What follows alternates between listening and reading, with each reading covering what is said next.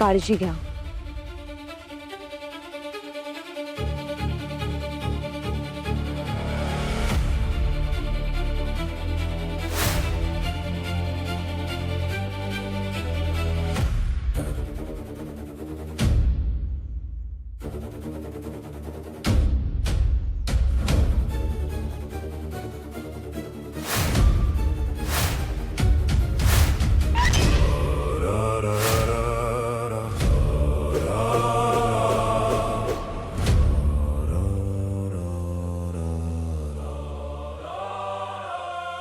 परिबाळा, अगं तू इथे एकटी काय करतेस? चल आपण रूम मध्ये जाऊया. चल.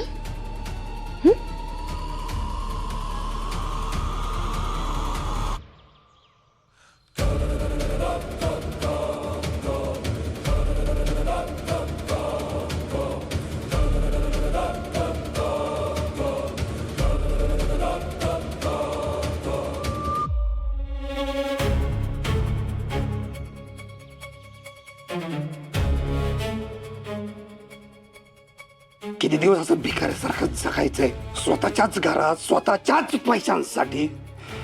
यांच्या समोर हात पसरायचे. गाडीची किंमत नाही या घरात. जो येतोय तो चार चौघात मन करतोय. बस झालं. आणि आता काय म्हणे तर हा अभिमन्यू ठरवणार सगळं. कशासाठी ठरवणार? आम्ही दादाचा मुलगा आहे म्हणून. मग आम्ही कोण होतो? भावंड होतो ना सख्खे. आम्हाला केलं बाजूला. पुत्र प्रेम होतो चाललंय त्याचं. मेल्यावर पण त्याने लिहून ठेवलंय सगळं.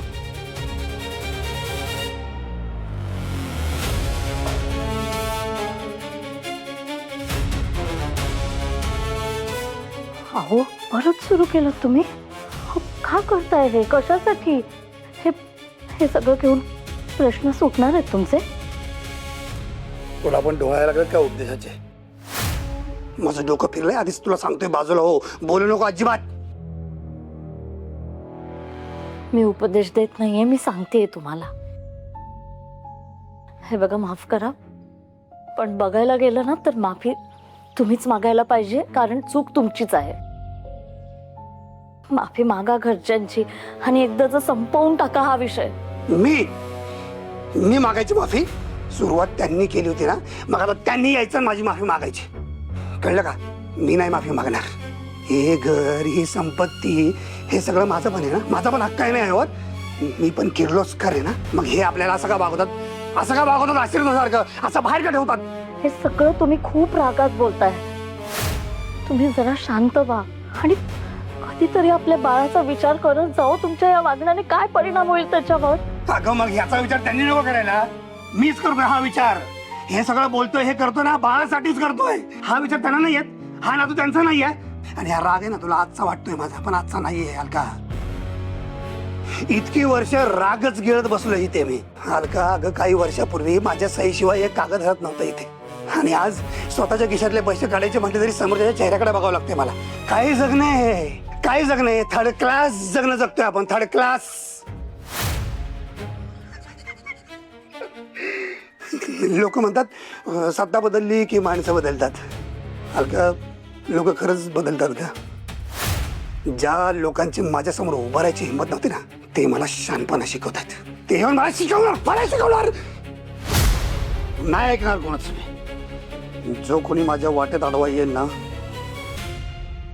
नाही त्याला कायमचा साफ केला तर राजवर्धन नाव नाही लावला.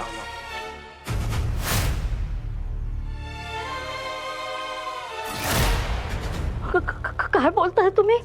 हे असं वेडवाकडं काय करायचं नाहीये आपल्याला.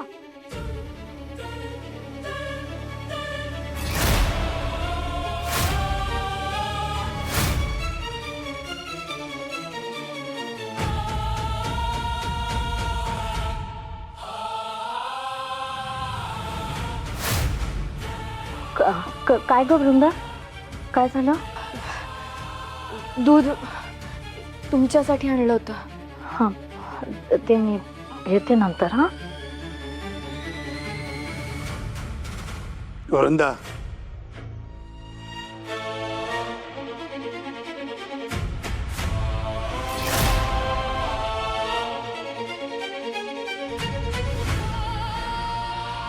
माझं आणि अलकाचं सगळं बोलणं ऐकलंस ना?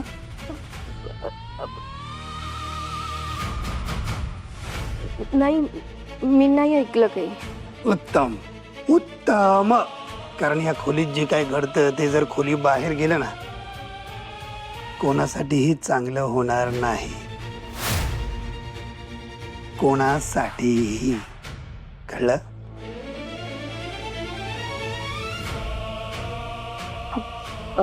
वृंदा,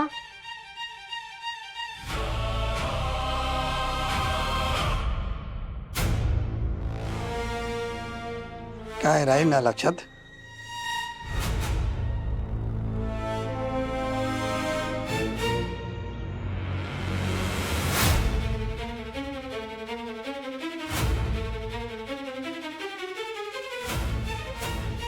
जो कोणी माझ्या वाटेत अडवा येईल ना, नाही त्याला कायमचं साफ केला तर राजवराचं नाव नाही लावणार.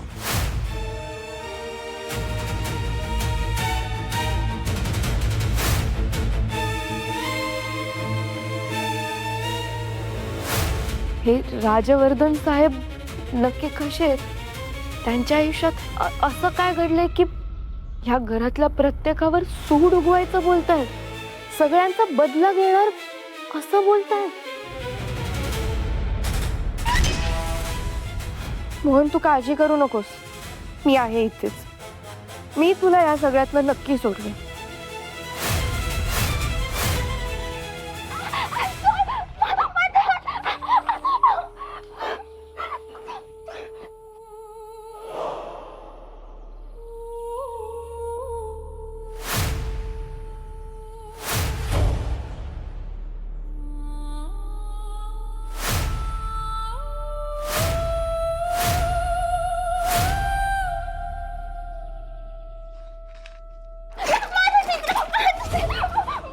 थांब तिथेच.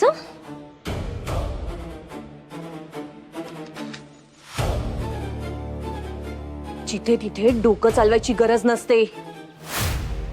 प्रत्येक गोष्ट, प्रत्येक चेहरा, प्रत्येक घटना चित्रात उतरवायची नसते, समजलं?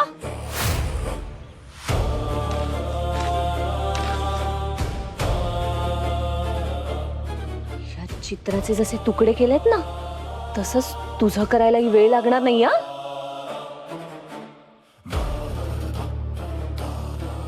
ही आता रडायला लागली आणि अभि किंवा आईला समजलं की मी हिला घाबरवलंय तर माझ्यावर संशय येईल.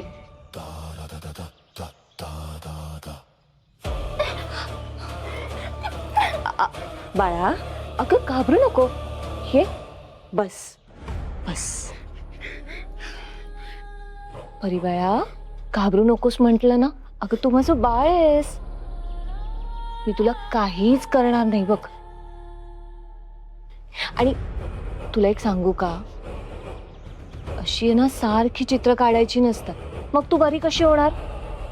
आणि प्रत्येक वेळेला मनाला जे पटतंय तेच खरं असेल असं नाही ना.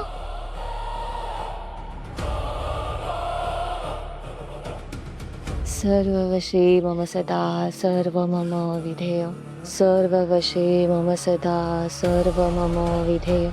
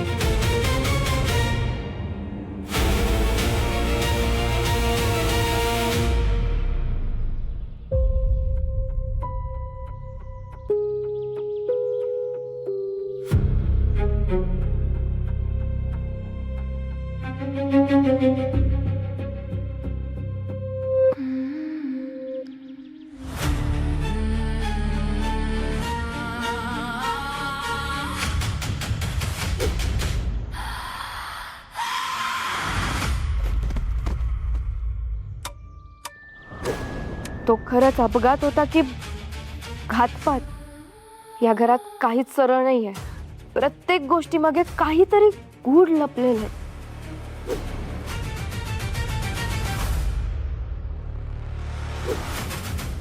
राजवर्धन साहेबांना त्या बिल्डिंग मधून बाहेर येताना मी स्वतः पाहिलंय.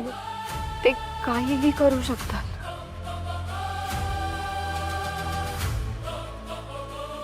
नाही, मी माझ्या मोहनला सावध केलं पाहिजे.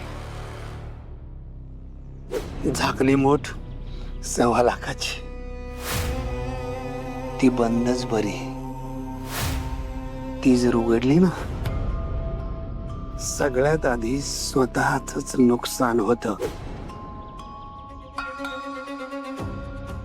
नाही, माझ्या जीवाचं काहीही बरं वाईट झालं तरी चालेल, पण मी मोहनला सगळं सांगणार.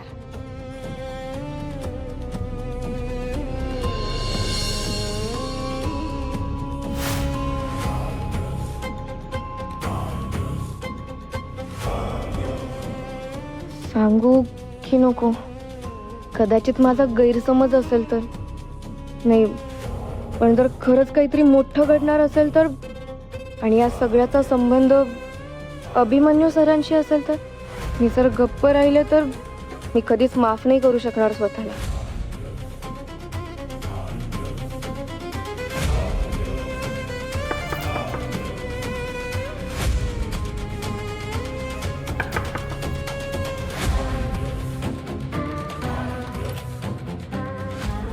काय ग?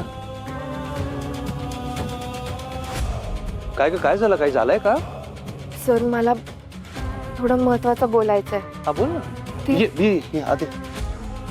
काय काय? मी अलकाताईंना दूध द्यायला त्यांच्या खोलीत गेले होते. हा. तेव्हा मी राजवर्धन साहेबांना फोनवर बोलताना ऐकलं. ते म्हणत होते, मी मुद्दाम नाही ऐकला, मी माझ्या कानावर पडत होतं, म्हटलं तुम्हाला सांगावं. हा, ठीक आहे, सांग ना काय. राजवर्धन साहेब कोणाला तरी म्हणत होते की ते काय म्हणाले मी?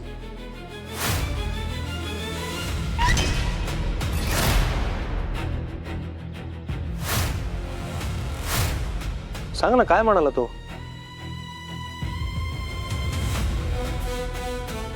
अरे मला माहिती आहे हिला काय सांगायचं. काय? हेच हिला मी निरोप दिला होता की जाऊन अभिमन्यू सरांना सांग, मला त्याला भेटून महत्वाचं काहीतरी बोलायचं आहे. तेच सांगायला आली आहेस ना?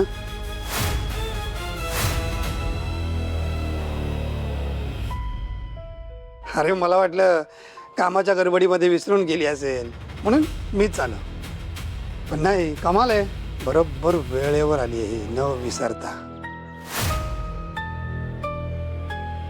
अरे अभि, तेच सांगायचं होतं मला तुला. आणि अभि, अजून एक कसं बोलू कळत नाही मला, पण माफ कर अभि मला. अरे काय करतोयस? नाही अरे अभि, चूक झाली माझ्या हातून. रागाच्या भरात बंदूक काढायला नको होती, पण तोच सांग अभि मला, मी या घरातला नाहीये का रे? अरे असं काय बोलतोयस? अभि अरे दादा गेला. दादा माझ्यासाठी फक्त भाऊ नव्हता रे, आधार होता माझा, आधार. तुम्हाला कदाचित दिसत नसेल, पण आपल्या घरासाठी, आपल्या व्यवसायासाठी मनापासून मीही मेहनत करतो रे. डील्स मिळावा म्हणून आटापिटा करतो जीवाचा रोज. आपल्या कुटुंबाचं, आपल्या या एम्पायरचं नाव असं शाबूत राहावं म्हणून मीही झटतो रे. नाही, पण काल चूक झाली माझ्याकडून. नाही, पण अभि, माझ्या मनात तुमच्यापैकी कुणाबद्दल काही वैर नाहीये, वाईट विचार नाहीयेत.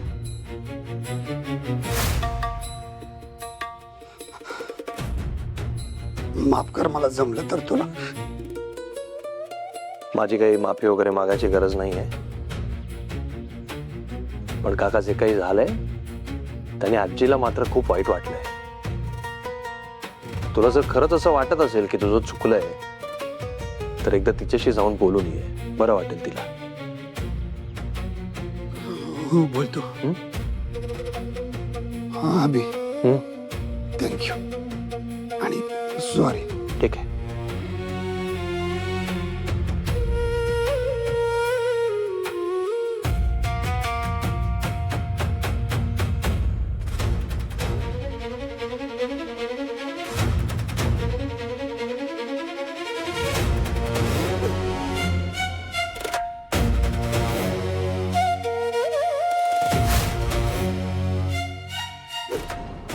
जो कोणी माझ्या वाटेत अडवा येईल ना, नाही त्याला कायमचं साफ केला तर राजवर्धन नाव नाही लावणार.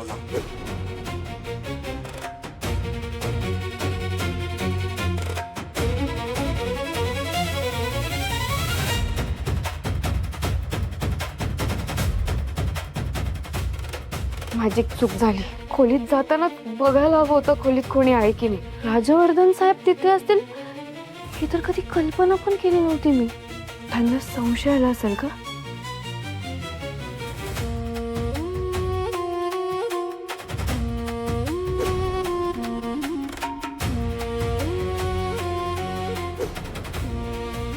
तो माणूस रागाच्या भरात काहीही करू शकतो. आज बंदूक काढली, उद्या माझ्या विरुद्ध. नाही नाही, मी घाबरून चालणार नाही. मला इथेच राहायला हवं. माझा मोहन या सगळ्यात कसा अडकला हे शोधायचंय मला. पण राजवर्धन साहेबांनी माझ्या मोहनच्या बाबतीत काही केलं असेल तर?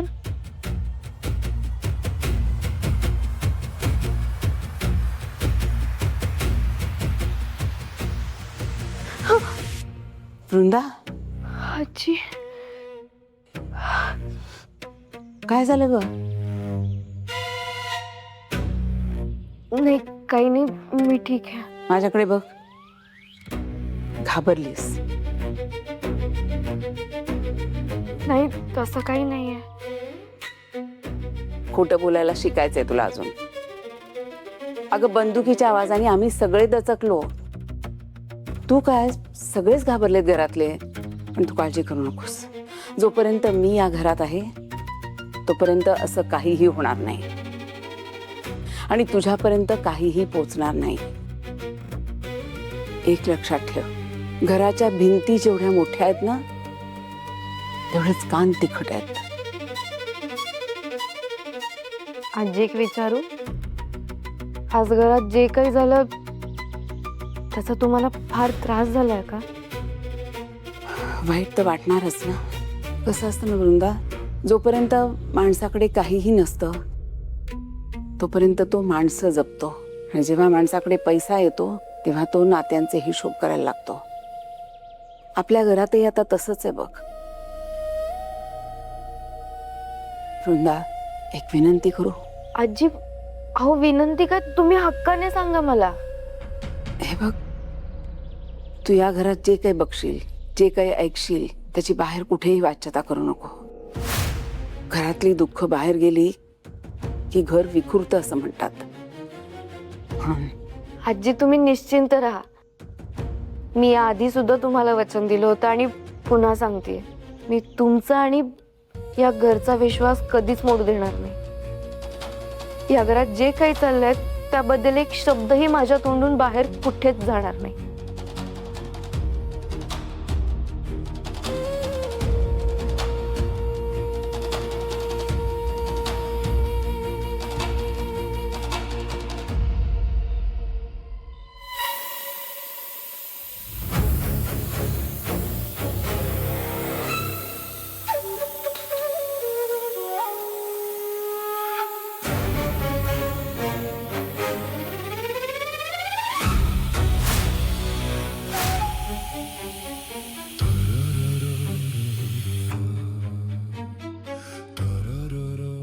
घाबरलीस?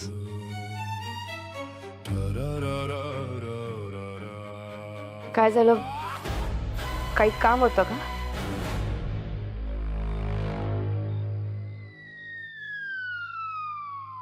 काय हवंय? तू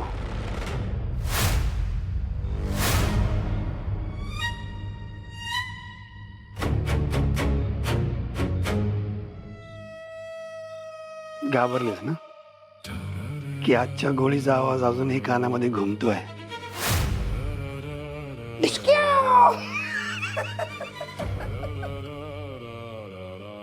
मला खूप काम आहे. काम? दिसतेस तेवढी साधी नाहीयेस तू. माझ्या खोलीत आलीस, मी आणि अलका जे काय बोलतो ते सगळं ऐकलंस.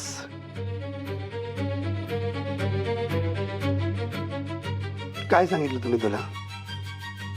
जे काय ऐकलंयस ते विसरून जा. पण नाही, तू डायरेक्ट अभिमन्यूच्या खोलीत गेलीस कशासाठी? असं काय सांगणार होतेस अभिमन्यूला तू? उत्तर काय देऊ? शोधाशोध सुरू आहे का? का नेहमीसारखंच नवं काहीतरी खोटं जे तू नेहमी बोलतेस? का गेली होतीस? बोल ना. काय वाटतो मी तुला? काय वाटतो? काय सांगितलं तुम्ही तुला? या घरात आलीस, तुझं काम कर. जे दिसेल ते बघू नको, जे ऐकायला येईल ते ऐकू नकोस. दोन्ही करतेस तू.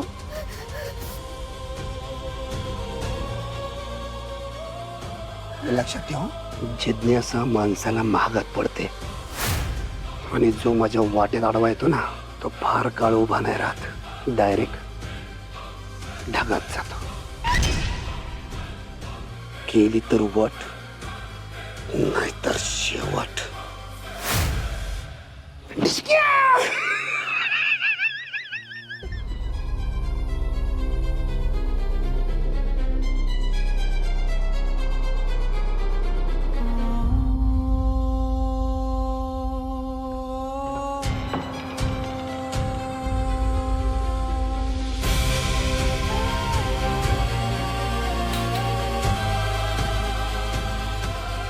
आणि ते बाकी